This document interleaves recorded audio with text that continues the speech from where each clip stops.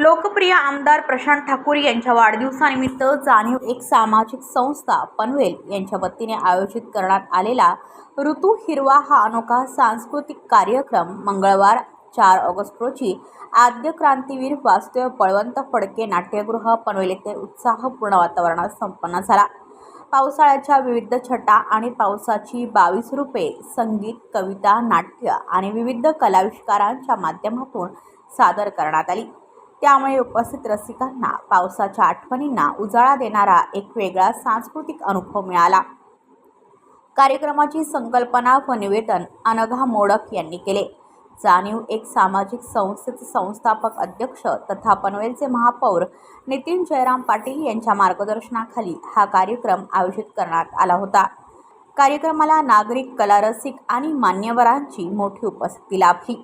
संगीत, कविता आणि कलाविष्कारांनी रंगलेली ऋतू हिरवा ची मैफिल पनवेलकरांच्या स्मरणात राहणारी ठरली।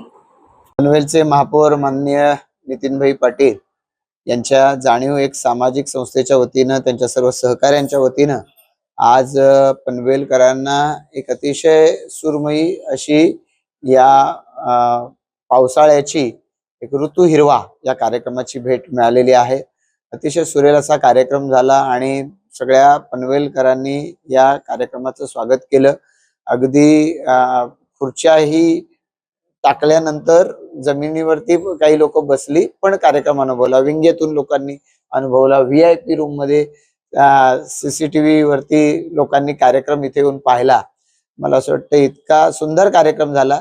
त्या कार्यक्रम सादर करणाऱ्यांचा आभार, तो इतका सुंदर कार्यक्रम ज्यांनी आयोजित केला त्या नितीन भाईंचा आभार, आणि विनामूल्य असा कार्यक्रम आम्हा सगळ्यांना मिळाला आणि मला शुभेच्छा मिळाल्या त्याबद्दल मी महापौरांचे मनापासून आभार व्यक्त करतो। मी माझ्या सगळ्या कार्यकर्ते सहकाऱ्यांचं मनापासून आभार व्यक्त करतो की ती सारी मंडळी सातत्यानं भारतीय जनता पार्टीच्या वेगवेगळ्या उपक्रमांना साथ सोबत करत असतात, वेगवेगळे कार्यक्रम लोकांपर्यंत पोहोचवत असतात, पक्षाचे उपक्रम पोहोचवत असतात।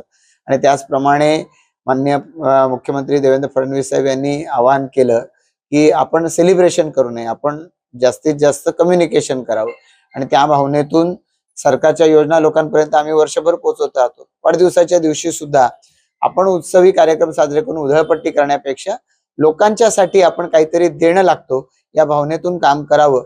आणि त्या भावनेतून त्यांनी आम्हाला आवाहन केलं होतं त्यांच्या वाढदिवसाला, त्याही वेळेला आम्ही रक्तदानापासून वेगवेगळ्या पद्धतीचे कार्यक्रम केले।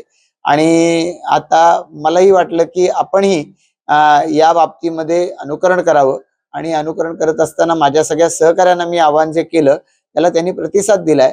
वेगवेगळे कार्यक्रम सुरू झालेत, वेगवेगळे कार्यक्रम पुढेही होणार आहेत। ज्यांनी ज्यांनी अशा पद्धतीचे सामाजिक उपक्रम केलेत त्या माझ्या सगळ्या सहकाऱ्यांचंच मी मनापासून आभार व्यक्त करतो।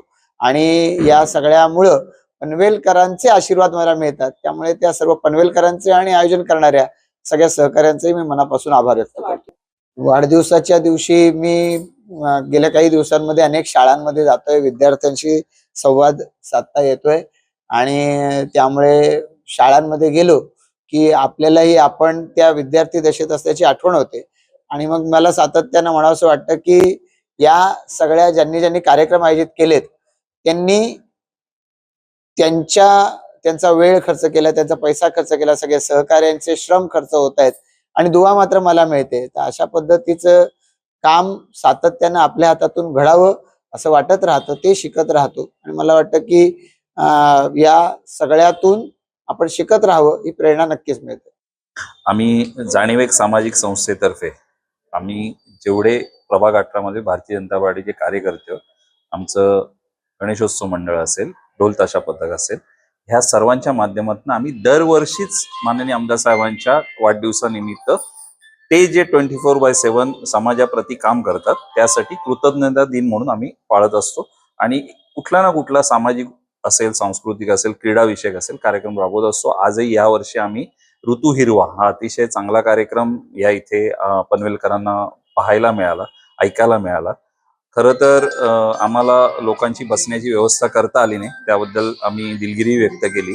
परंतु मी असं म्हणेन की कार्यक्रमाला तर लोकांना यायचंच होतं, पण आज माननीय आमदार साहेबांना आज आशीर्वाद देण्यासाठी, त्यांना वाढदिवसाचं अभिष्ट चिंतन करण्यासाठी लोक हे मोठ्या संख्येने आले.